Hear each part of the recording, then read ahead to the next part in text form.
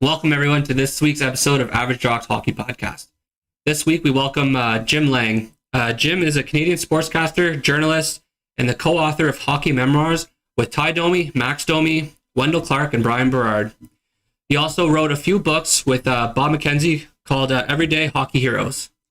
Jim was also an anchor on Sportsnet, as well as a radio host on the Fan 590, and now he does the morning show on 105.9 The Region in York. So welcome, Jim, and thanks for coming on the show. Thanks for having me on, guys. Appreciate it. Yeah, no, thanks for coming on, and thanks to Reggie there for facilitating this. Hey, I got a lot of extended family in Cornwall, so hey. Really? Oh, yeah. My mom is one of 17 kids. Wow. So I have a lot of cousins in that. So Réjean said, if you drop the Reggie name, like, wow, I can't say no. Well, I appreciate that. Reggie has been awesome he's connected us with a few people, actually. I don't know where he gets his connections, but he's all like, oh, I know that guy. Oh, I know that guy. All right. How about we begin with the history and how your career in sports journalism began? Yeah, I mean, when I started in radio, I graduated Humber College in the 80s. There was no sports television, no sports radio in Canada. There was no sports radio, and TSN was just starting, and it was a lot of older veteran broadcasters who had about 20, 25 years experience. Yeah. And at the time, in the late 80s, if you talk to Rod Smith and a lot of the big on-air names right now, they started in the late 80s behind the scenes, because it would take years back then before you even got in front of a camera to do a little report, let alone anchor anything. It was impossible.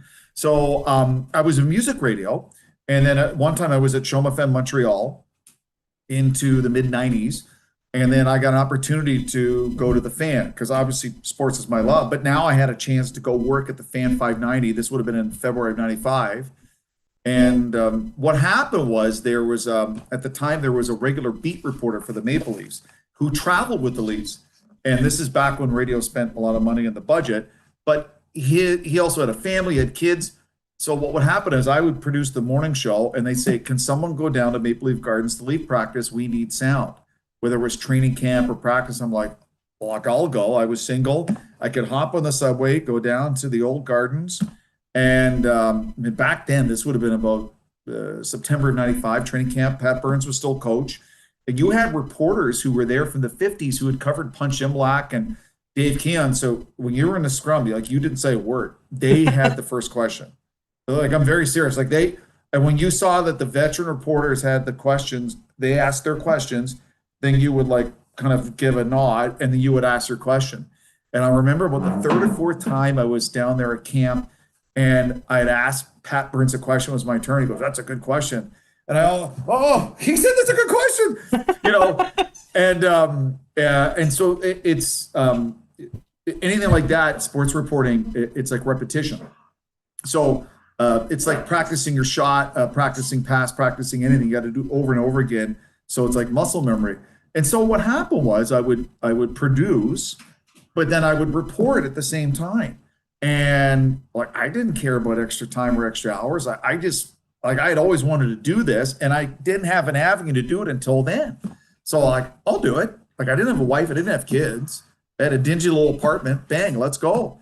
And so and then what's funny is a lot of the books that I write now, the foundation of the relationships were put together, the cornerstones in that fall of 95, covering the first Leafs training camp, remembering the Montreal Canadiens, coming into the Maple Leafs garden for a game day skate, and seeing how everything works back then. The NHL is very different now than it was in the mid-90s, because you basically could, what they would say, the room's open, you could stroll in, very casual. If someone's there, you could have a conversation. I remember there were so many players that would start talking about stuff. Because I remember Sergio Momesso, and if you know Sergio Momesso, his dad has a place called Momesso's, which is an Italian sandwich shop in the west end of Montreal. Mm-hmm. And you would mention Momesso's to people in the Leafs who had played in Montreal, and they go, "Oh, Momesso's! It's sorry, Memestos, it's the best thing ever. And Pat Burns actually would give a cabbie $50 to go get him a Memesto sandwich on a game day skate when he was with the Leafs, when they would go to the old Montreal Forum. Here's $50. Go to Memestos, get me a couple hot pepper sausage sandwiches, bring them back for me, and then you keep the change. You know, I thought that was such a boss move. And Todd Gill, one day I was there. Dan Dunleavy, who's the current radio voice of the Buffalo Sabres and does a phenomenal job. He's taken over for Rick Jeanneret. And we were working together. And Todd Gill, Rockville, Ontario, shout out. He goes, "You guys want some brownies? My wife made brownies." He pulled in a Tupperware and like that doesn't happen now. You don't have players offering brownies that their wife made, but it was a very different time back then in the mid '90s. And so what happened is over time, like I did a little bit more and a little bit more, and then more reporting and more anchoring and more of this, and you just start, you start saying, "Hey, I'll do it," and just keep doing things. And then later on at Sportsnet, what happened is they needed people to write some content for the website. Sportsnet.ca was just launching, and I said, "I'll do it," because my whole thing is I want to try everything, I want to do everything, because I thought it was a skill that could help me, and it's something I could use and maybe use down the road. And a lot of the other talent at the time said, "Well, if I don't get extra money, I'm not going to do it." But I was like, "I don't care, I'm going to do it." And then that was basically how I taught myself how to write into like how I write books now. And so I'm a morning man at a radio station in York Region called 105.9 The Region. And it's like a full service, it's music, but it's sports, it's news, it's community, community, local politics and that. And in the afternoons and evenings and weekends, I do research and write the hockey books. And so it's kind of the best of both worlds. And, and what happens is over time between working on books and going to charity events, and just you get to know players, and players when they're playing in the NHL, they have to build a bit of a protective wall about them because there's so much pressure from the coaches, from themselves, from the rest of the league, from the media and the fans. So you get to know them as people. When they're done playing, you can see what they're really all about. And it's very, very difficult to not feel that stress as a player. And I think more so than ever, because back in the mid late 90s, early 2000s, there was no social media. Yeah. So if it was not like, if we didn't say something on Sportsnet, or it was written in by, say, Steve Simmons in the Sun, or Red Fisher of the Montreal Gazette, or the Hot Stove Lounge, or Don Cherry, then that was it. You didn't know what the fans, so now a fan anywhere can go on the social media of a player and absolutely roast them and really say some horrible stuff. And it's tough to block all that out. And I think that's a skill, because it's human nature. Like, well, what did they say about me? Like, I mean, it's hard not to look at that and read that. And because you think, first of all, you're thinking, oh, they must really like me. Then you read it, like, oh my God, why did I read that? And because people, I don't know why, think it's okay to go on social media and say the most horrible things about people, especially hockey players and celebrities. It's almost like, hey, I don't play in the NHL, so I'm going to say horrible things about you because you gave up a bad pass in your own end in a midseason hockey game. So that's their reason for being cruel to another human being. Like, yeah, thank God nobody comes to my pickup games on on weeknights, because I'd get roasted pretty often. Well, and these same people doing this, like, are you telling me they're absolutely letter perfect at their job every single day? Like, they never make a mistake at work? Like, they've never had, a problem? So does that mean it's okay for someone else to say, like, go on social media, go, Steve's report on Wednesday was awful. Like, what a horrible human being. So that's part of the challenge to me for hockey players and pro athletes, is navigating that. Like, they try to use social media as a platform. Hey, they're involved in a charity. They're doing something. There's a contest. Hey, like, they're going on their social media to say, hey, you can win tickets to see the Montreal Canadiens playing, the Boston Bruins, so they'll just go on social media and say something about a charity or a contest, and someone will use that as an excuse to respond to them and say the most horrible things. And all they're doing is saying, hey, we're doing this giveaway to raise money for the local kids hospital. Here, win tickets to a Montreal Canadiens game or an Ottawa Senators game. And so this is why, sometimes players have built this wall around them, because they're trying to protect themselves. And I totally get it, because that just didn't exist in the mid-late 90s and the early up until like 2009. So before we start getting into some of our questions, you got to write a couple books with Bob McKenzie. I did, yes. And, you were just talking about, people growing up and what they wanted to do for jobs, and, if everybody critiqued their jobs. I actually wanted to be Bob McKenzie growing up. That was the job I wanted to. I remember sitting at home. My parents would let me stay home on free agent frenzy or trade deadline. I was always allowed to be sick that day from school. And I would always text my buddies and be like, break the trade, and then try and do word for word whatever Bob was saying. So I was, starstruck and disappointed once, knowing that, starstruck that you have written a couple books with him, but very disappointed he retired or took semi-retirement a couple of years ago.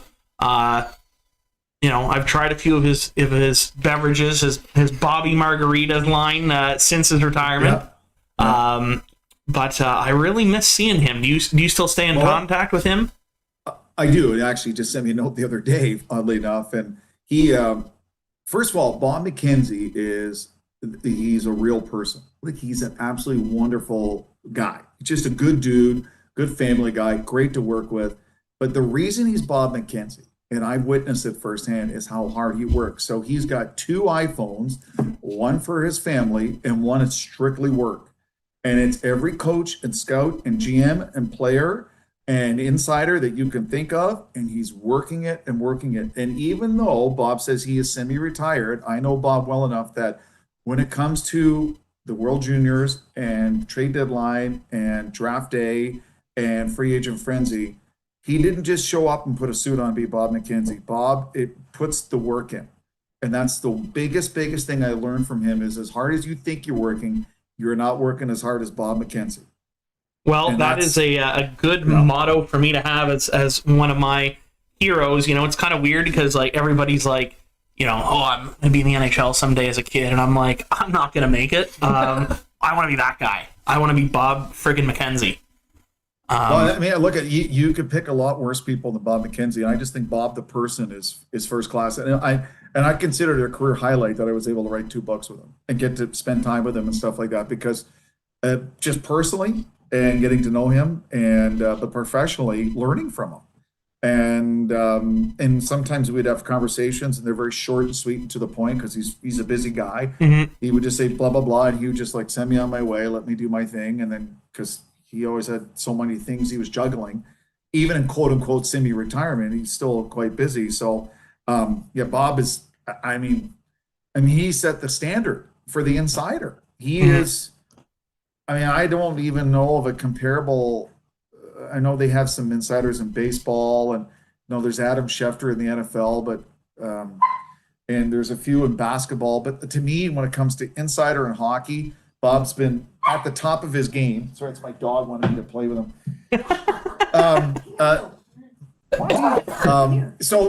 Bob's been at the top of his game since the late 80s. Now you think about that. He's been on TSN as an insider at the top of his game for over 30 years, about 35 years. That's tough to beat.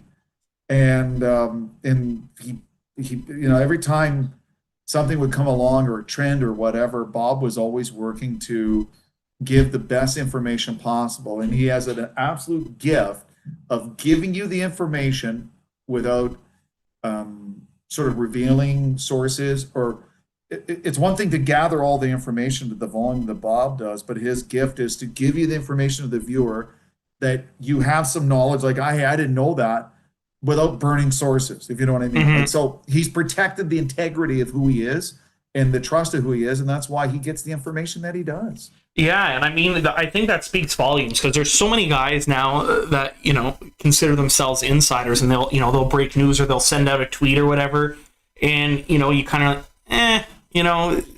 But I feel like Bob, and probably now Elliot Friedman or Kevin Weeks, whenever they say something, it's take it to the bank. This is happening. Done deal. Absolutely, and Elliot is. I used to work with Elliot. He's very talented and works very hard as well. You just don't get that kind of position they wouldn't trust you because, Mm-hmm. as I mentioned earlier about the league, if players and coaches and GMs in the league thinking you're just saying stuff because you're doing it to expose people for your own good, you're not going to have a lot of information, and all your sources will be gone, and you won't get information Mm-hmm. because you're still dealing with human beings and people with jobs and careers Yeah. and families. So that there's a right way and a wrong way to do it in hockey and in life. There's certain things you may see or experience no one needs to know that. Just because I saw it or heard it or someone told me, no one else needs to know that. They just need to know like this and this about like an injury or a trade or maybe a guy was sent down. That's what fans want to know. Hey, a scout said this. They went to a junior game and got blah blah blah blah blah. Looks like there's going to be a big trade. But as far as the personal stuff, unless it intrudes in hockey, unless something happens and it affects, something happens personally, and then all of a sudden the player can't play, then it becomes a story. Other than that, like, we don't need to know that because that's their business. So I guess we'll jump into our questions now. I feel like I could just listen to you all day. Like, you just have so much, and I'm just trying to take it all in because, I mean, you're kind of in a position where I wanted to be in what I would eventually like to do. So it's just like, yes, keep talking. Ask me anything. I'm here, guys. Hey, Cornwall, shout out.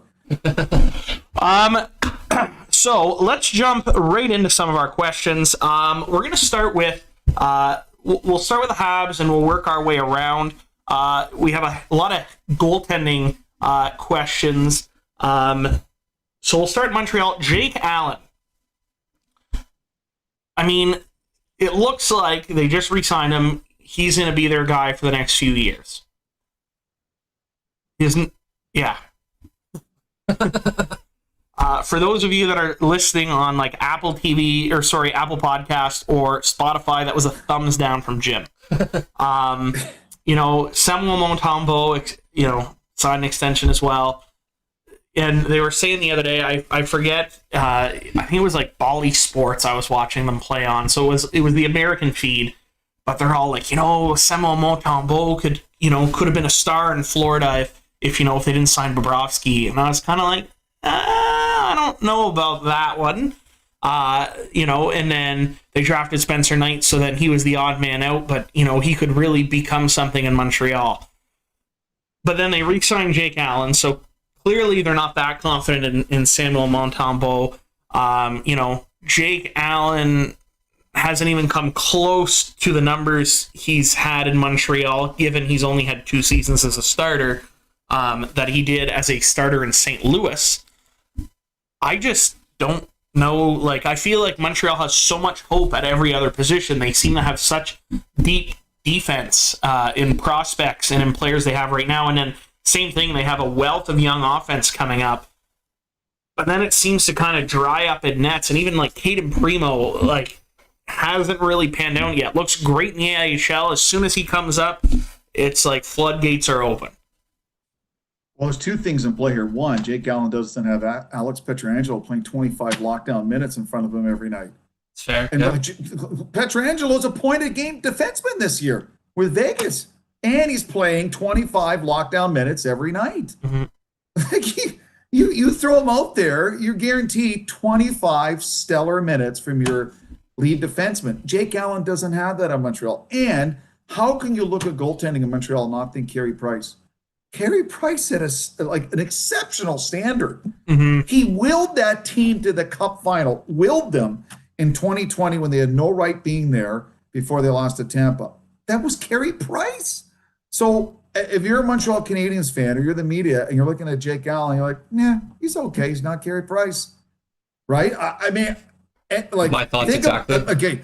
They had Ken Dryden, all-timer, Patrick Waugh, all-timer, and then they had Carey Price, one of the best goalies of his generation. That picture right there. Right. Yeah. So Jake Allen is a serviceable, professional goaltender. But is he a guy that when the chips are on the line and you need to win a game, do you trust him? And you can't tell me that anyone in Habs management really trust him to put him out there like a Vasilevsky or some of these other elite goalies where like that I'm going to throw them out there and he's probably going to hold them to one goal. We get 2 goals, we're winning the game because once he lets one, he's not letting in 2. And so Jake Allen, I mean, based on his goals against and save percentage, he's just okay. His save percentage is under 9. That's not cutting it in the NHL.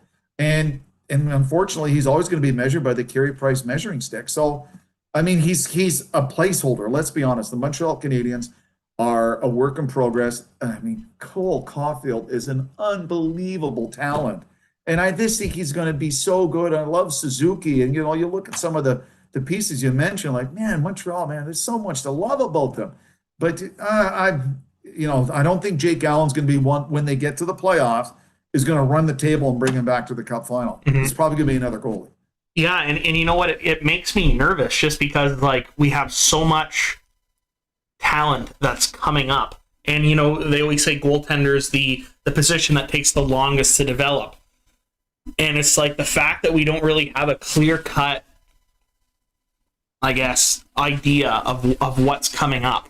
And it's like it'll likely be, a free agent acquisition or something in a trade. I don't know. Like, I feel like until that is solved,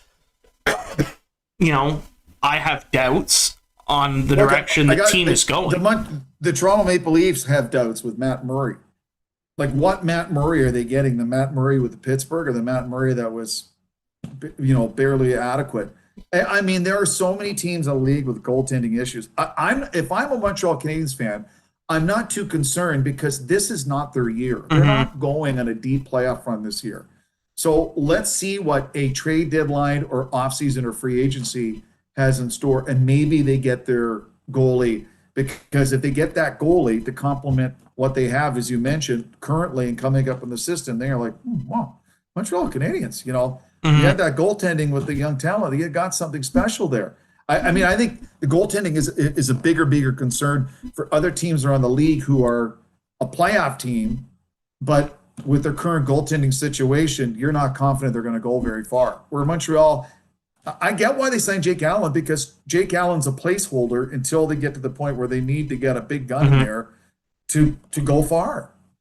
And I think what you said about Jake Allen in St. Louis playing behind a Pietrangelo, that was a point-per-game defenseman, and, playing 25 shutdown minutes a game, I think speaks to exactly the situation Matt Murray was in Pittsburgh. And I feel like, why didn't it pan out in Ottawa? I love Thomas Chabot. Thomas Chabot is not a Chris Letang.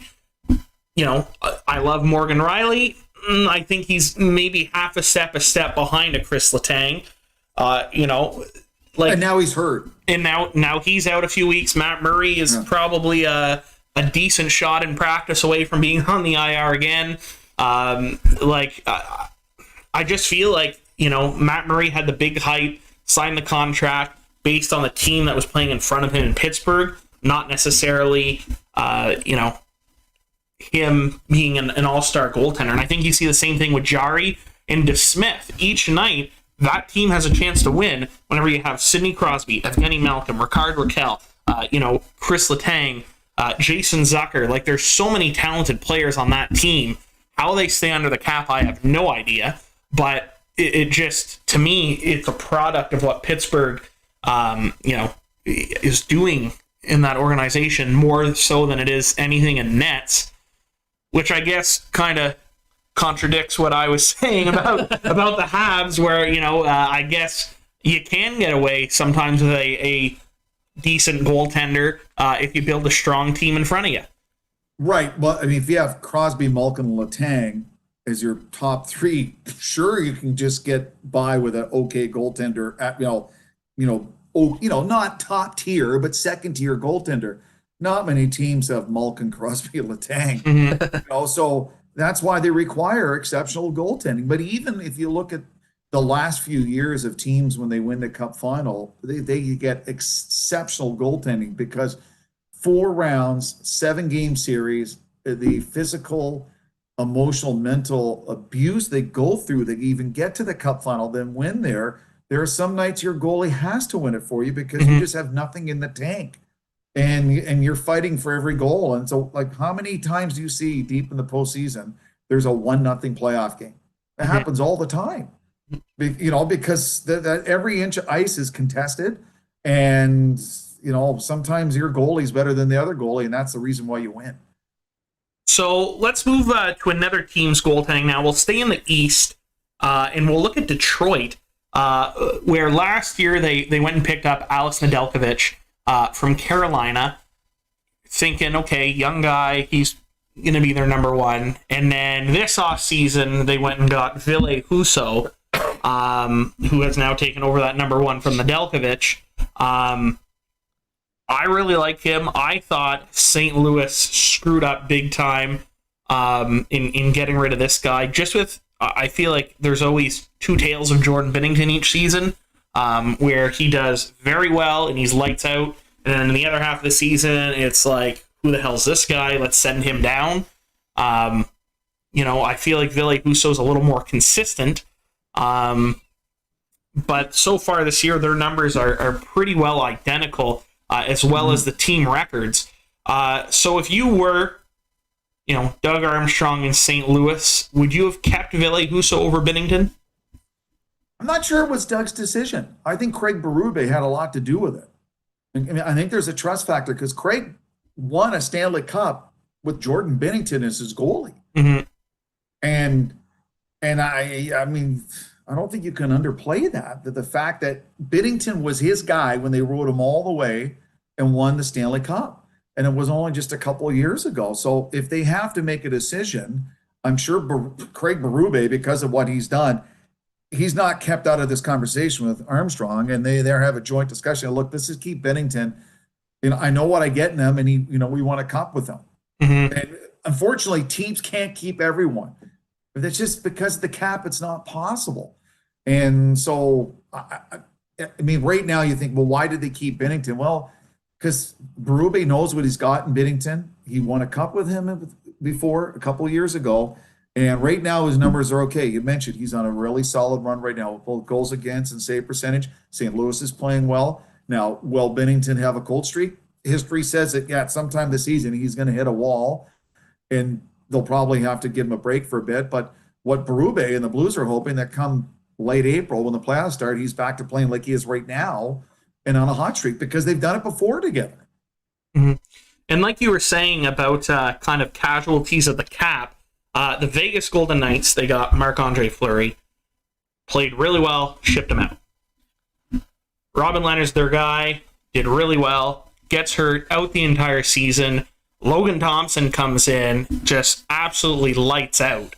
It's almost like they just have like a cat with 9 lives where, oh, okay, we got rid of this goalie. Oh, and this guy steps up and now he's just phenomenal.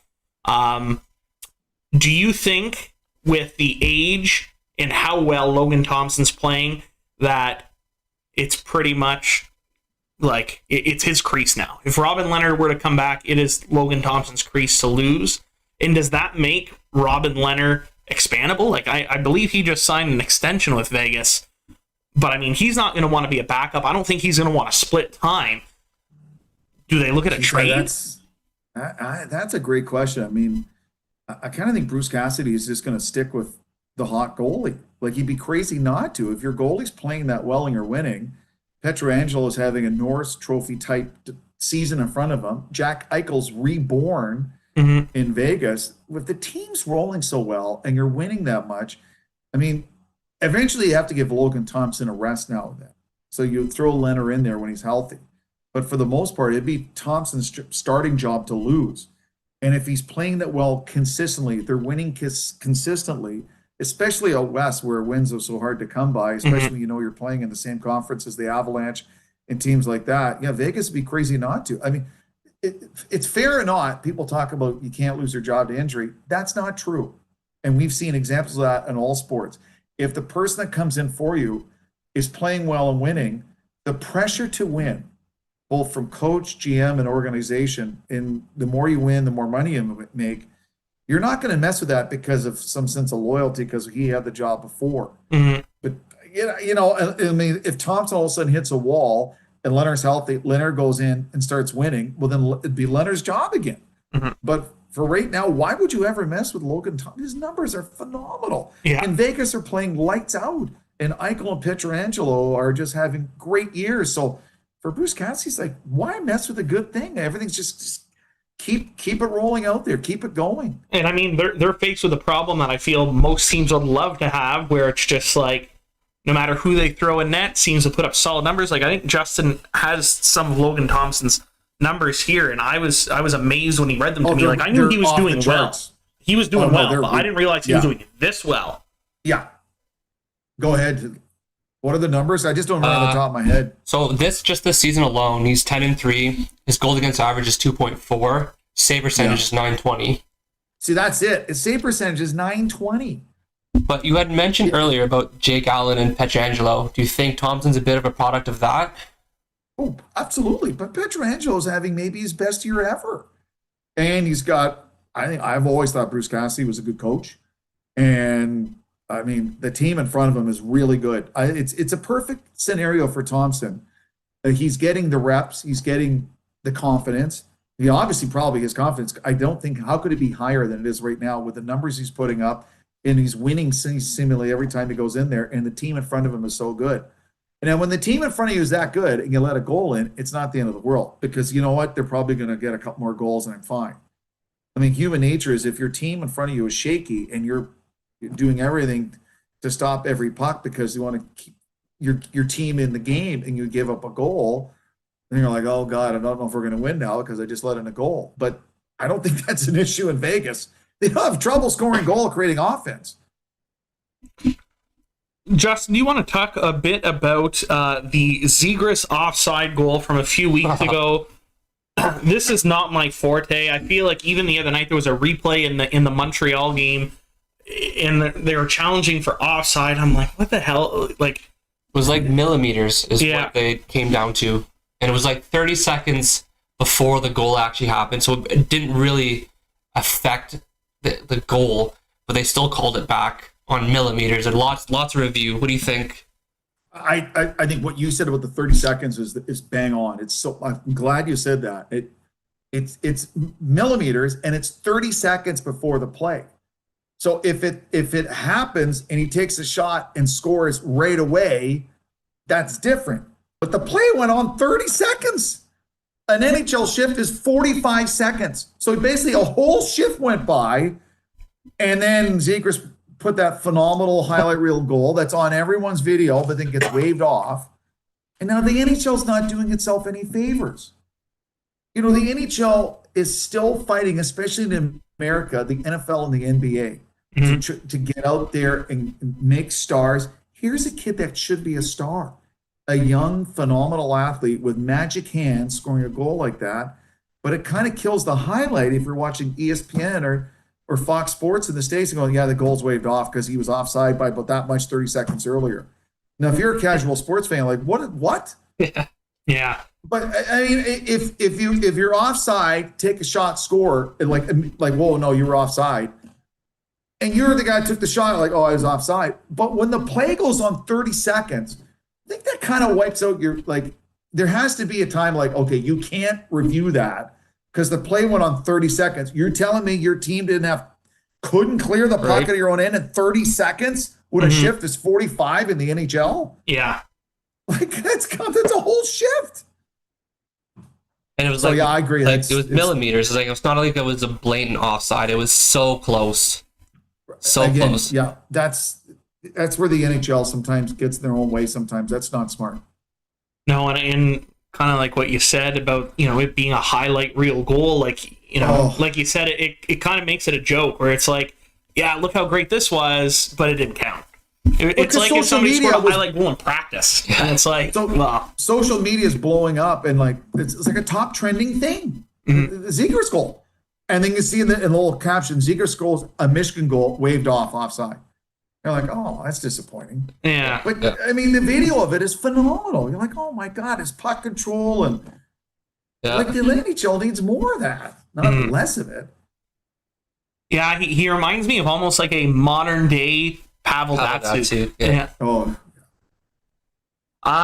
Speaking of another controversial NHL decision, serial offender Alex Edler gives like a knee-on-knee hit with Connor McDavid. No suspension after what seemed to be 2 full weeks of suspensions being thrown out left, right, and center against, and I'm not saying that a suspension is more warranted if it's against a superstar, but some of the guys getting hit that were getting suspended, you're 2 games for that, it was kind of like, all right. But then, no suspension, and could have been, like, you've seen some knee-on-knee injuries that are, they're almost career-ending, or, players out for 6-8 months after. He just took out the NHL's poster boy, and there's nothing. Like, not even like, here's a $5,000 fine. Nothing. And it wouldn't have been his first knee-on-knee. He had the one on Hyman a couple years ago. He had the one on Hyman a couple years ago. He's been suspended, I think, for a hit to the head on Thomas Hurdle. Yeah. Let alone, like, those are just in recent years. I'm sure if we went back, there's probably a couple more fines. Like, I just don't get it. And I think it comes back to the NHL's, Board of Safety or whatever's history of being so inconsistent. No matter who's in, I think it's George Peros now. When it was Colin Campbell, it was inconsistent. I just don't know what the fix is here. And they got on track doing these videos. They started a few years back of, this is why this isn't a suspension, or this is why this is a suspension, or he got fined for this reason. But nothing came out. It's almost been like super quiet about this whole situation. I'm kind of like, okay. Well, here's my issue is that about 10 years ago, the NFL decided they're going to protect quarterbacks at all costs because the quarterbacks drive the league. They're the stars of the league. So you can't hit a quarterback in the NFL from the knees down or the shoulders up. That's a 15-yard penalty automatically. And the amount of quarterbacks getting injured went down. And people want to see Patrick Mahomes go up against Tom Brady. They want to see the star quarterbacks do their thing. Connor McDavid, as you mentioned, is the face of the NHL. So what happens if you're an NHL player and someone does that to Connor McDavid? Now, Edler's if he's not getting fined or suspended, why would he ever stop? Because that's what he's being paid to do. That's not his problem. That's the league's issue. So now the next time the Oilers play the Canucks, what do you think the Oilers are going to do? Yeah. They're going to want to get after Edler for what he did to McDavid. So now the league has more of a problem because they didn't deal with it right away. I mean, that worked out well for them in the past. Just ask Steve Moore. Right. I mean, this is where, like, you mentioned the player safety committee, and I honestly don't know what the answer is because they've had a lot of different people, but I know a lot of different sports leagues have basically said, if you do this, this is the penalty no matter what. Mm-hmm. There's no gray area. If I hit a quarterback in the head, it's a 15-yard penalty no matter what. If I do this, it's a technical foul on NBA. So if you should say, whether you meant it or not, if it's knee on knee, it's a match penalty. Mm-hmm. Now, if you're saying knee on knee, match penalty, then people would think twice about knee on knees, right? Yeah, because there's no interpretation for the referee because it says knee on knee, match penalty, or 10-minute misconduct, or whatever it is. Mm-hmm. Automatically you get a 10-minute misconduct. Now, if he's got a 10-minute misconduct, knee on knee, then it brings everything down because he's got a 10-minute misconduct. Yeah. And then so the Oilers aren't looking for revenge, and people felt like it got dealt with. Right. Instead of this lingering, is it dirty? Is it not dirty? Well, the NHL player is going to push everything to the envelope in order to find a way to win every single night. That's part of the reason what they're getting paid to do. Plus, they're all hyper competitive. It's not up to them to enforce the rules. It's up to the officials, the head of the officials in the league. That's Bettman, Daly, all the heads of the different supervisors in the NHL referees and the referees themselves.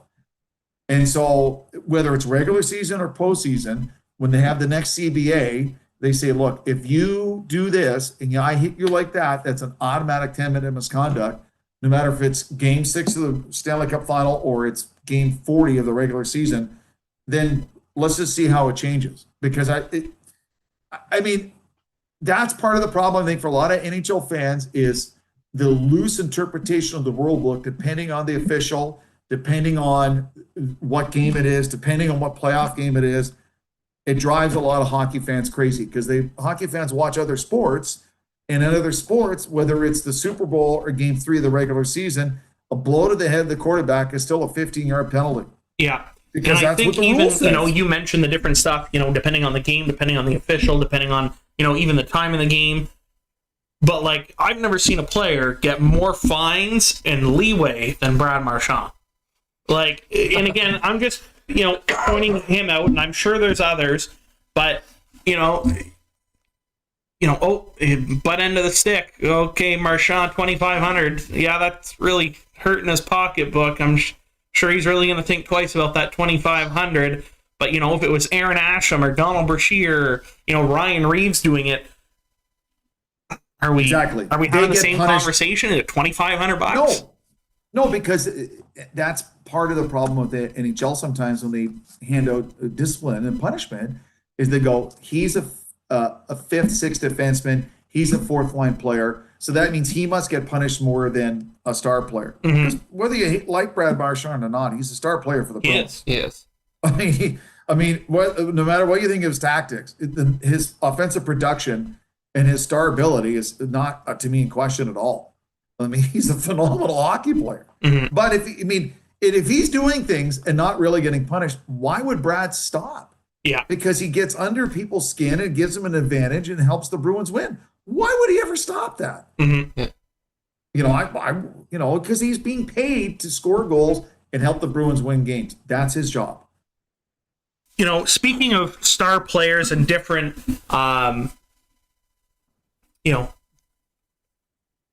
fuck me. I'm so just like, I lost my train of thought. Did you want to talk about Ryan Reynolds in the Sens?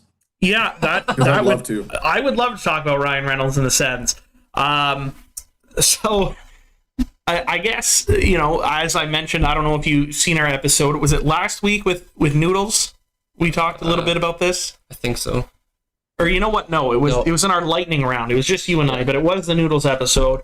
I talked about it would be stupid for anybody putting in a bid not to try and include him just because of the attraction or the draw that he's going to have, and that he's going to be more of a nice cherry on top more than he is going to be the deep pocket in this deal.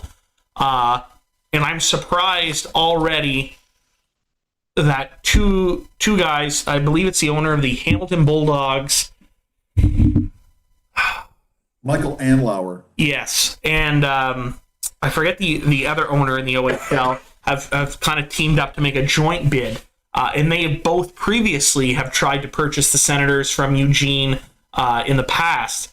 Mm-hmm. That they wouldn't try and get Ryan in kind of first deal, kind of scare people off. From putting in a competing bid. Like Gary Bettman, as the commissioner, has a little bit of say because last time I checked, say I'm going to buy a team, it has to be voted on. Mm-hmm. And you have to go through a different vetting process before you say, hey, okay, you can buy this team. Mm-hmm. You got to make sure you're, are you okay, your financials and all that. If Gary does anything, no matter who ends up buying the Senators, he's got to move heaven and earth to make sure Ryan Reynolds is part of it. He's an A-list actor. He's funny. He's likable. Mm-hmm. He's Canadian. Yeah. He's at the top of his game. He mm-hmm. can make any movie he wants. He can put NHL players in movies. The big problem with the NHL is outside of diehard, hardcore hockey fans, a lot of the best players in your team could walk through a bar or a restaurant or a mall all over North America and they wouldn't know who he is. Mm-hmm. Right? And the NBA does a phenomenal job of making their stars. Same with the NFL, and the NHL desperately needs a Ryan Reynolds and his marketing ability. Look how he sells his, I think it's called Aviation Gin, and the videos he makes on social media. They're better than a lot of the TV shows I watch on Netflix. So you want a guy like that involved in the NHL with the Sens, doing chirpy videos about I hate the Leafs and Sens Canadians. I mean, people would eat that up. Yeah. especially for their American TV partners like ESPN and that. I mean, it makes too much sense. I mean, if Gary does anything, whoever comes up with the money, say, got it. But I don't care if he puts in $1.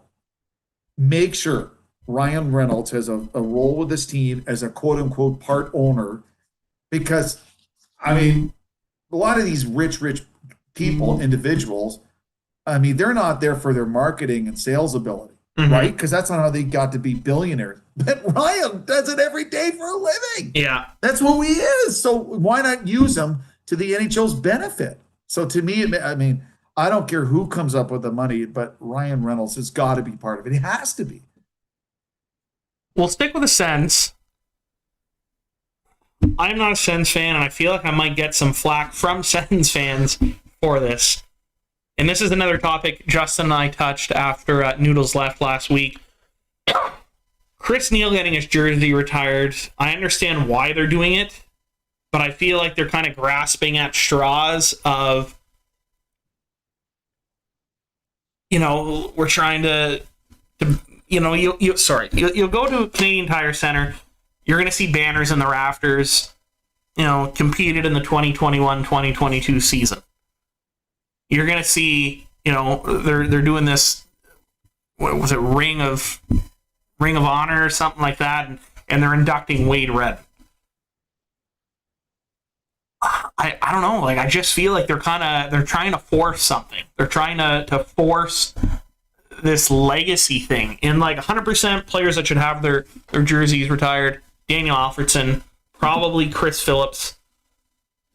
Much past that, probably nobody else. In my mind, as an Ottawa Senator, maybe some earlier guys, maybe from that, like, and again, even at that, different kind of franchise, right? They were in, left, came back. If you're talking just the came back guys, you know, Alfredson, Phillips. If you're talking the before they left the NHL, maybe there's a couple guys in there you want to retire just as a... No, but Chris Neil started his career as a Sen, played over 1,000 games, ended his career as a Sen. Right? But does everybody that plays 1,000 games deserve to have their jersey retired? Chris was not just a guy who played 1,000 games. I think he kind of represented what the Sens were all about. And I have no problem with if the Sens is a franchise retiring his number. Now, maybe in a different team with a different organization, maybe if this was like the Red Wings of the 90s, early 2000s, they wouldn't have done it. But I totally get why the Sens retired his number. I have no problem with it. He was a well-respected, tough, hard-nosed player. And memory serves, he was never suspended for as tough as he was and, you know, hard-nosed player as he was. I don't think Chris Neil was ever suspended in his NHL career. I mean, people can check on that and correct me if I'm wrong, and I remember I wrote a book with Max Dolmy, and Max was at a face-off in his rookie year, and he's told me that he was playing against the Sens, and he went up to Chris Neil and said, "Hey, congratulations in game number 1,000. My dad used to love playing against you." And he goes, "Oh, thanks, kid." He goes, "Oh, your dad was really tough." You know, like obviously talking about Ty. So I think there was a mutual respect amongst a lot of people, players in the NHL, because I don't know about you. To me, it's still a big deal to play 1,000 games in the NHL, especially with the same franchise. 1,000 games, of course, is a huge milestone. I just think it's just so off of what we're used to, or the type of caliber player that you see get their jersey retired and have that honor bestowed. And I'm not trying to take away anything that Chris Neil did in his career. But to me, you know, you mentioned Ty Domi. They're probably in the same category of what they brought to the table to a team. Do I think that the Leafs or the Rangers should retire Ty Domi's jersey? No. You know, if we compare it to somebody in this era that I think is maybe brings similar features to a team that Chris Neil did, as maybe Brendan Gallagher. Do I think Brendan Gallagher should have his jersey retired as much as the fans love him? And, you know, the heart and the soul that he brings this organization? No. And I guess that's just kind of where I'm at, where it's just like... I hear what you're saying, but a lot of franchises don't always retire a jersey based on numbers and accomplishments. There's also other factors in play. And I think for the Senators, I think the reason Chris Neil's jersey got retired is not so much the numbers, but the player he was, the person he was, what he meant to the franchise. and his longevity and stuff like that. So I mean, hey, if you didn't like it, that's fine. I have no problem with it if they want to do it. No problem at all. He was always nice to me to deal with, and he always had like a couple teeth missing and all that, and he looked like a hockey player. And you see him up close, and you're like, boy, he earned a tough living for a long time.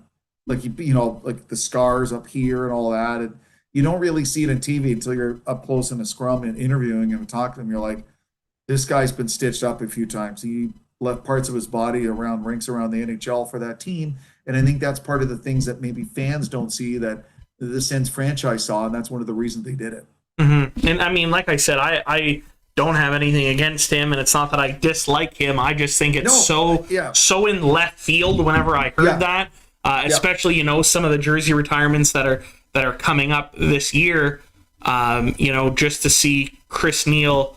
It's not quite Marian Hossa in Chicago, is what you're saying. Yeah, I guess that's where I was getting at, where it's just they never really won a cup. Yeah, he leads. Probably their franchise in hits and penalty minutes and fights and whatever. But I guess it's just like there's been so many of those guys that we've seen, especially in that era, that it's like I would have never. If you would have told me, Kate, name the next 5 retired Sens jerseys, I don't think Chris Neil would have made my 5. Like I honestly. I don't know what goes into it, but often these franchises like to commemorate certain players, do tributes, do video tributes, and that. I really don't. It's whatever. If that's what they want to do, that I'm okay with it. Just drop the puck and let's play. Let's go.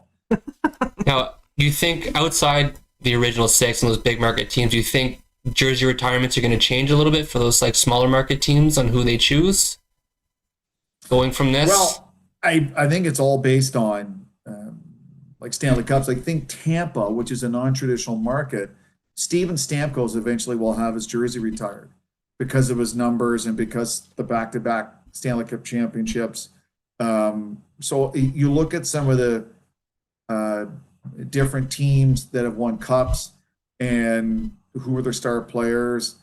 Like LA, eventually Anze Kopitar, probably for what he did with the Kings and the run they had. So you start thinking about players and what they meant to the franchise, and did they bring them glory, and what they meant. So I mean, look at, we talk about the original 6. A lot of these other franchises have been around a long time, from the late 60s, like the Flyers and the Blues and the Islanders. And you look at what the Islanders did when they came in the league in 72, and 8 years later they were a dynasty, right? I mean, no one could beat them. And that was in 8 years they did that. And so, the concept of original 6, I understand the romanticism about it. But if there was a special player who did special things, like Pavel Bure in Vancouver, never won a cup. But when Pavel Bure was in his peak before his knee injuries in Vancouver, I mean, it was unbelievable. I mean, you're like, what am I watching here? And I look at a Timo Silani in Anaheim. That's the kind of guy that they would retire his jersey because of who he was, and eventually winning a cup and stuff like that. But you know what I mean? Like, so every franchise is going to have different connections to different players for different reasons, and that's why they probably go into maybe eventually retiring jerseys and stuff like that. All right, move on. We'll talk about the Leafs.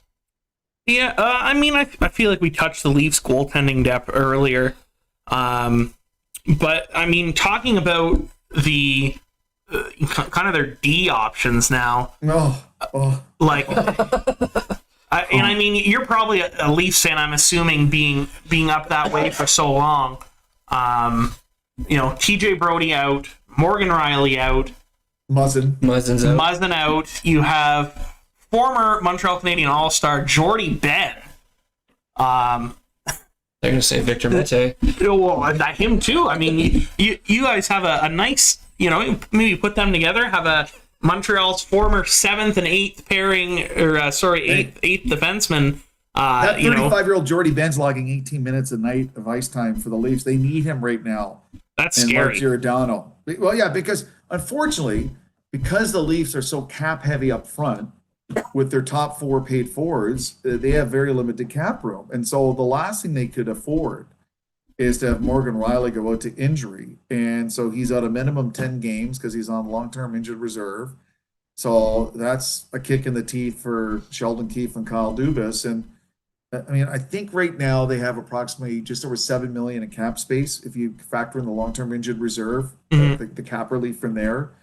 So they have limited options, and I almost feel like they're going to try to make do what they can, and hopefully at the deadline they'll have enough money left over to get someone. But they're definitely going to need to get defensive help at the deadline. There's no question. So who do you see? Like, who's next man up there? I mean, you have Giordano, Ben, Mete, Liljegren, Sandin. Like who's coming in? Like, who's the next guy up? Well, unfortunately, Hall is still getting a lot of yeah, that's how good he is. I forgot about him. There's just have limited options. Basically, they're going to throw guys out there. That's why a guy like Jordy Ben and Mark Giordano is veteran and like they're older athletes, but they're invaluable to Sheldon Keefe right now. Do you think the Leafs can look at maybe reacquiring like Nikita Zaitsev, or maybe look at Vancouver at like Tyler Myers? Luke Schen's name has been thrown Luke around. Schenn, that'd be a blast from the past. He comes up, I think he's like 900 grand. It's Yeah. under $1 million. So with their cap issues, if you can get Luke Schenn at 900 grand prorated, Yeah. why wouldn't you do it? Because I mean, he's an NHL defenseman, right? And it's not like he's unfamiliar with the market. But unfortunately, Kyle Dubas, he's got limited options. Because his top four forwards make so much money and eat up so much of the cap, this is what happens. There's very little margin for error in the back end.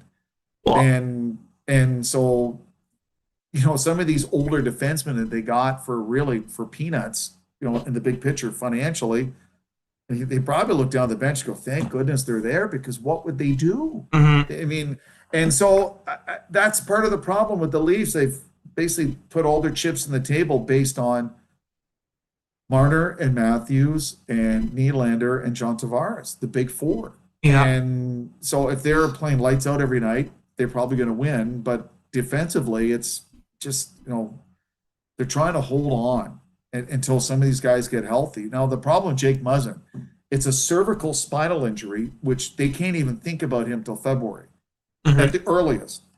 Don't forget, Morgan Riley hurt his knee in junior before he got drafted. So there's probably concern maybe re-injuring an old injury from his junior days. And so 10 games, here we are at the end of November almost. You're probably looking at close to the Christmas break. At that point, why even waste? So you're probably not going to see him till January, to be honest, right? And then TJ Brody would be the guy they have to hope gets healthy and gets back in the lineup. He would be probably the earliest to return.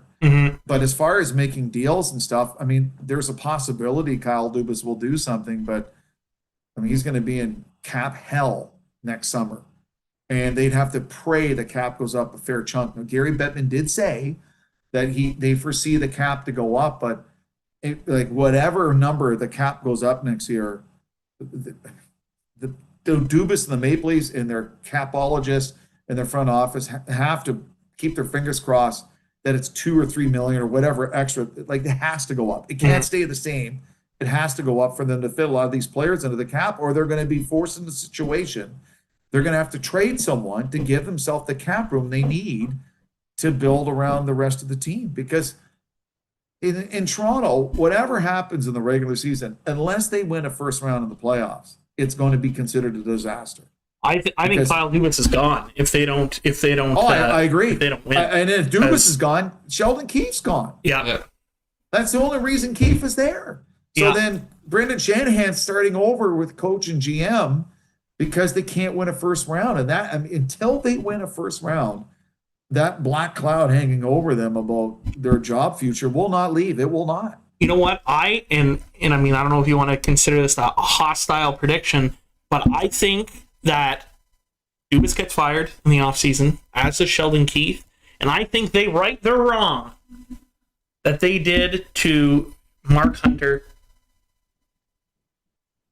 prior to giving the job to Dubas. I think Mark Hunter comes in as the next GM.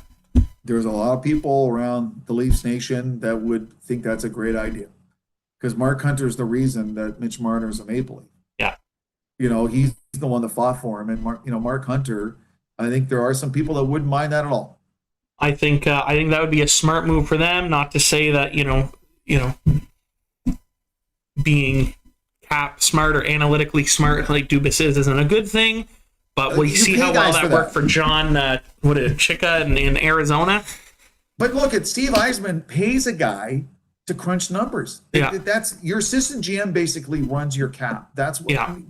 Let's face it. I mean, you have to have someone on the payroll that all they do is go through the CBA and crunch numbers. 100%. Look at Moneyball. That's exactly it, and that's what it is now. In the NHL is the same thing as what Billy Beane did with Moneyball. You have to have a Billy Beane type guy in your. Well, it would have been Jonah Hill was the guy.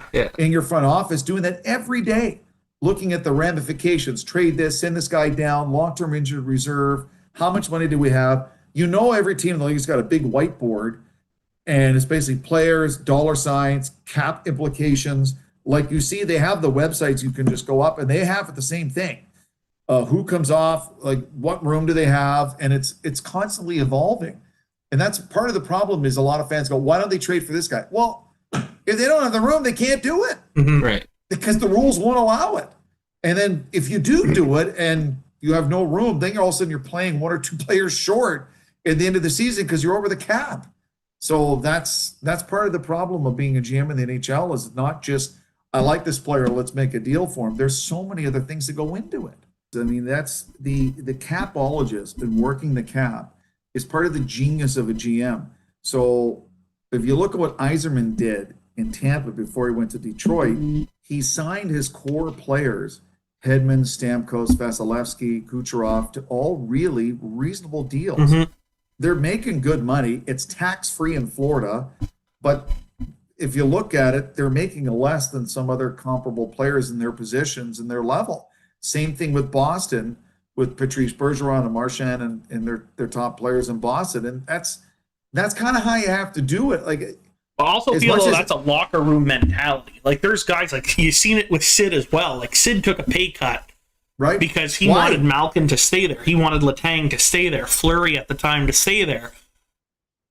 Like I feel like as much as guys, Marner, Tavares, I want to stay at home, want to, be near the family, whatever. I don't think anybody's taking hometown discounts to go play for the Leafs. Maybe later in your career, like a Gio, Spezza, Wayne Simmons.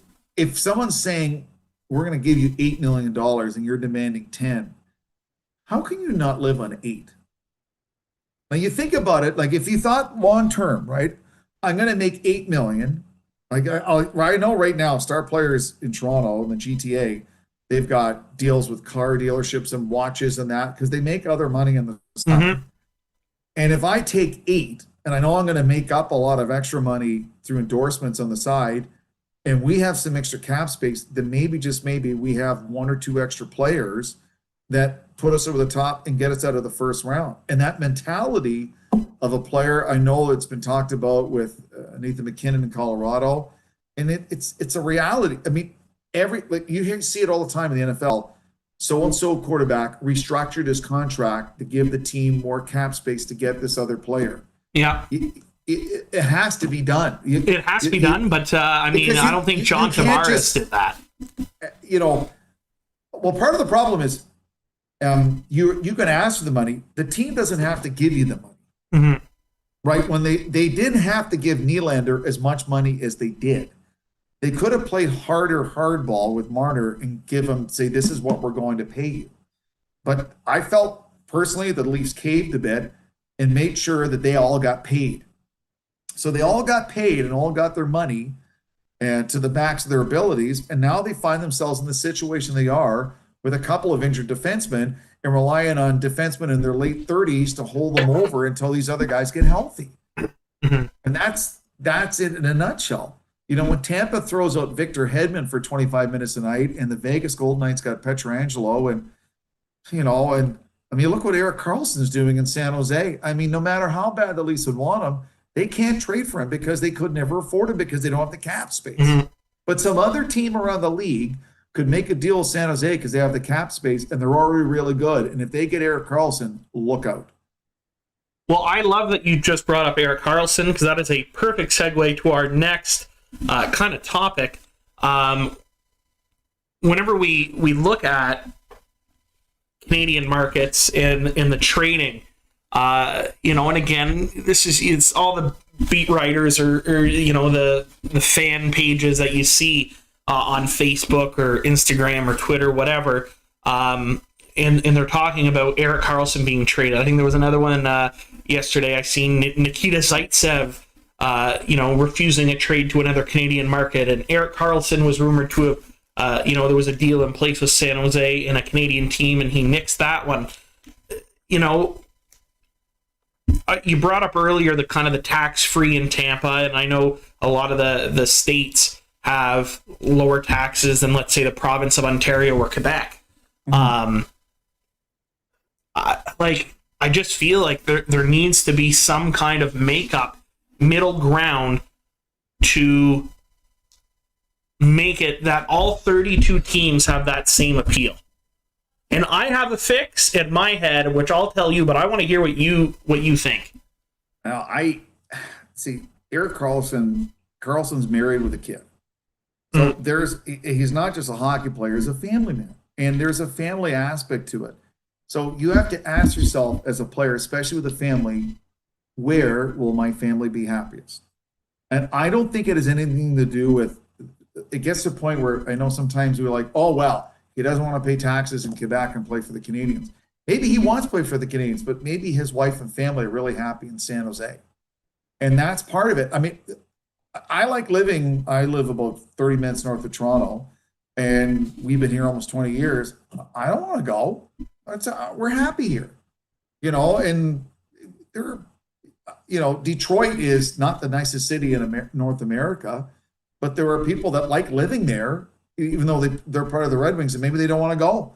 And I think that's the other thing we have to consider, that it's not just a Canadian-American thing. It's, there are people that say play for the Calgary Flames or Vancouver Canucks who absolutely love it, and they don't want to go because their family's happy, the kids are in a good school, the good quality of life. I don't want to go anywhere else. I like it here.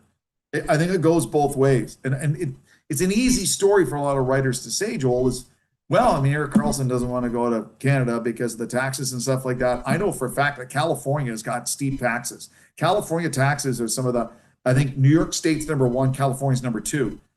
And so if you're staying in California, it's not because it's tax-free. It's anything but. Vegas is tax-free. Texas is really low tax. Florida's tax-free. California is not. They pay a lot of tax there. Mm-hmm. And I think it's part of where is your family happiest? And that's one of the things with so many teams in the NHL.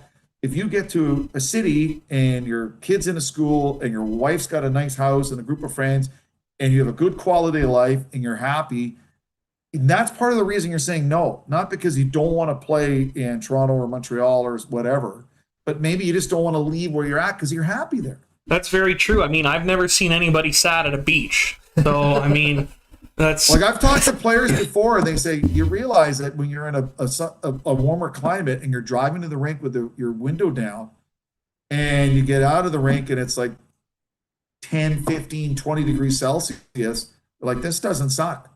I don't have to shovel when I get home, and it's actually nice weather. Like, I don't know if you've ever been to North Carolina, Raleigh, where the Hurricanes play. That's a nice climate there. The winter's really short. I love it. We actually have a place down in Florida. It's beautiful. And we drive down, and again, I've never been to some of the cities that have NHL teams. I've never been to Pittsburgh. But I know it's nice whenever you can walk around without a coat on when you start hitting North Carolina, South Carolina, Georgia, Florida, even Virginia at times. Raleigh's a nice sized city. It's a short flight. If you have relatives, it's like a short flight back to Ottawa, Montreal, Toronto, go back home. If you have family there, you're in the Eastern time zone. If you like golf, you're in North Carolina, right? The ocean's not that far away. It's not overly big. You don't have to worry. It doesn't have sort of the same sort of crime issues that maybe like a Washington D.C. or Chicago would have. And the climate is nice. So if you're on a 10, think about this. Sometimes these players go 9, 10 game road trips. It happens, right? 8-game road trip. So they're gone 10, 12 days. When your wife and kids are stuck at home and you don't have to worry about snow and ice and shoveling, it takes a lot of stress off you. It does. Like it's a fact of life, right? If you know that your wife's basically a single mom for the next 2 weeks while you're on a road trip, and they don't have to worry about the weather, just getting the kids to school, doing the thing, but they don't have to worry about ice storms and being snowed in and everything that goes with it. That has, that plays a factor. That's very true. I think that's maybe something that I always overlook, because to me it's always, your career is never that long, and I guess I always look at it from the value of the almighty dollar. In my head, the fix to make the appeal, and again, not taking into consideration wife, kids, where you're living, is you take the highest, whether it's California, whether it's Ontario, whether it's Quebec, you take the highest taxed area in the NHL, and whatever the percentage is of money that those players on that team loses. Let's say it's 3%. Every other NHL team, depending on where you are, so Florida, players that are in Florida, players that are in Nevada, in Dallas, whatever, they're each putting in that different percentage. They're putting in that 3% to the PA. Good luck selling that to the agents, because now you're taking money out of the agent's pocket. But I'm not done, though. You take that 3% out, you put that into the PA. The PA then, at the end of the season, distributes all those funds that makes up. So if you're in Pennsylvania and you're getting taxed X amount, you only have to put in 1.5 if you're a player. Then that gets distributed throughout, all whatever 800 and something players in the league. So that way everybody is making the same, and you're all losing the same. That way, all 32 cities have the same appeal. On paper, it makes sense. I just think that would be a really, really tough sell. I think that would be a tough sell for some of the players. Wouldn't agree to it. Some agents, that's something that would have to be collectively bargained. And unfortunately, every time the CBA comes up, there's so many other things they have to negotiate. I don't think they could negotiate that. Do you think Sorry, go ahead. Unless all 6 Canadian teams went in there as a united front and saying, hey, I think we need to do something, and some of these other teams and states that are highly taxed to make it even. But then you're dealing with owners, and now some of these owners from these other states and other cities were like, I don't want to do that. And so then Gary Bettman wouldn't just be dealing with the PA. He'd have to deal with all the owners, because owners in these other cities may not agree to that. So do you think, another flip side, and this is just stuff that I've thought of to try and make it even across the board, where let's say teams that are more that are in states or provinces that are higher taxed, so again, Quebec, Ontario, California come to mind, their cap is up by whatever percentage that their players are losing out on. So let's say, and it wouldn't necessarily be you can sign an extra player, but when it comes to negotiating contracts, X amount of this player's contract isn't, do you get what I'm trying to say? Like, it doesn't count against the cap. They can spend a little more to offset the fact that these players are losing. Okay, I think a solution has been talked about from a few people and a number of agents, is the idea of trading cap space. I don't know if you guys have heard of that. I do it in fantasy hockey, but right. You do it in fantasy hockey, and they're saying, why can't they do it in real hockey, where you can trade cap space? So if you could trade cap space, teams that are in cap hell, and you could trade cap space, well, then all of a sudden you wouldn't have to get rid of 2 or 3 key players like you do now. So there are some solutions possibly out there. I just don't know that teams in say the St. Louis Blues and Dallas Stars, in the Florida teams and the Vegas Golden Knights, and you start looking at some of the teams that with low to no taxes, the owners are going to be okay with the Montreal Canadiens getting a little bit more money to negotiate with in the offseason because of the tax situation. They go, well, that's not fair. If I lose Joel, if Joel goes to Montreal because they had more room, that's an unfair advantage. So that's part of the problem. If it all comes down into a wash, like what I would be making more in Montreal, I'd be making the exact same in Tampa just because of the tax situation. Right, but I just think this someone way smarter than I am, who has better handle on the CBA and the numbers, has to come up with a solution, and it has to be collectively bargained, and everyone has to agree to it, and players, the PA, and the owners in the league. And until that happens, it's going to be a reality for a lot of teams that lose players. I mean, it happened all the time. And certain players will go, well, I could sign as a free agent here, and it's not necessarily a Canadian team, but if I stay with my team here and I'm not paying any tax, man, so what? They're only going to give me $7.5 million a year. Without tax, that's like $9 million somewhere else. I'm good. I'll stay here. Yeah, that's true. I guess I'm just, like I said, I'm just trying to figure out a way to even the playing field where these stories, like you said, that it might be easy stories to write about, are done with, where there is no, the money's playing an advantage, where it comes down strictly, do you want to play here? It's not about money, it's not about whatever, because that's not an issue. If Winnipeg was playing like the 96 Red Wings and winning at like a 700% clip and look like they're going all the way, players would go out, trade me to Winnipeg, because they ultimately want to win a Stanley Cup. Mm-hmm. If your team is like lights out great and looks like they're going to run the table, come deadline, you'd be telling your agent, hey, I don't care where it is. I'll go to Tuktoyaktuk if I have to. I just want to win a Stanley Cup. I don't care if it's Baffin Island. So I know we put a lot into it. Like, so if you're in a Southern team that's horrible and you could play for the Buffalo Sabres, and people make Buffalo jokes all they want, and Buffalo's all of a sudden a great team and looks like they're going to go on a run, you'll gladly play in Buffalo. You don't care. I mean, that happens in all sports. All of a sudden, no matter where the franchise is, if they're winning, years ago, people used to make fun of Green Bay. Like Green Bay was going to Siberia, and then Vince Lombardi came along and turned Green Bay into Titletown, USA, and the Packers were the team to play for.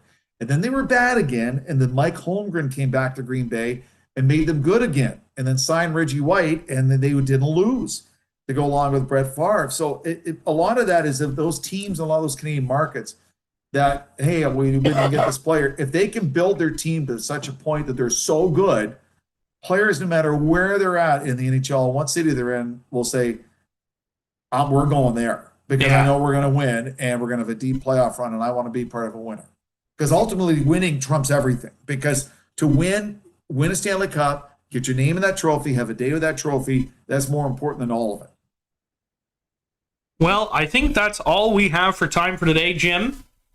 I want to thank you. This has been phenomenal. I think the insight that you've provided, and like I said, your pedigree of, you said it best earlier, kind of touching so many different facets of covering hockey. I mean, I really appreciate, and I feel like this is you're definitely somebody to look up to in what we're doing. Well, thank you guys. It's a great podcast what you guys are doing. I just keep up the great work, and I appreciate you having me on. Cornwall, double thumbs up. And now we move on to our final segment, Blunder of the Week. And this week is a doozy. Joel, I think we decided it was the New Jersey Devils, not the team, the fans. I'll let you go. 13 in a row. Congratulations. I don't think Lindy Ruff has had a run like that since, I think like the 2007 Sabres when they made it the conference final against Ottawa. But not here to talk about the team, like Justin said, the fans. So last night they played against the Toronto Maple Leafs at the Prudential Center. And 2-0 for the Leafs. And they get some video reviews. 3 of them for disallowed goals. Justin and I were reviewing those goals today, actually, and we agree 2 of them should have been disallowed. The Nick Bastian goal. I think I would have allowed that one. I didn't really see any goaltender interference with Matt Murray. Regardless of whether they should have been allowed or disallowed, the throwing of objects on the ice, to me, it's crazy. It's dumb. Your team won 13 in a row. Yeah, you can be mad with the referees, whatever. But, if you're throwing a $12 beer on the ice, you're not hurting anybody but yourself. Potentially. I guess potentially, yes. I mean, you could hit a referee off ice, skating guy that cleans up the snow, or I guess another fan. But I'm just saying, at the end of the day, it's kind of useless. It's dumb. The referee's not like, oh shit, this guy threw a beer. I better, yeah, no, that's good goal. Yeah, sorry. So to me, I don't know. It's dumb. It's useless. It's childish. Delays the game. I think the Leafs actually went back to the dressing room. I don't know. Good way to get kicked out, not be allowed back for future games. I don't know. Just all around, it just makes you look shitty. I mean, if it was earlier this season, the Canucks fans threw jerseys on the ice. That's dumb as well. $150 down the drain, or $70 if you went with one of the knockoff jerseys. Or the Leafs fans a few years back when they did that same thing, throwing jerseys on the ice. I don't know. Just, to me, it's dumb. A waste of time. Just unnecessary, especially after your team just put up 13 wins in a row. Whatever, they lost one. They'll keep it up. Hopefully make the playoffs. I just think it's just dumb. Classless. Waste of time. Waste of money. Good for you. I mean, I don't know about you, Justin, but the inflation rates and how expensive everything has definitely tightened my pocketbook. I definitely hold on tight to my beers. Yeah, if you have the money to throw away a $12 beer, good for you. Congratulations, you've made it. So on that, we'll leave that right there, and we will wrap up this episode of Average Jocks Hockey Podcast. Thanks for tuning in, and we will see you next week. All right. That's it. We're done.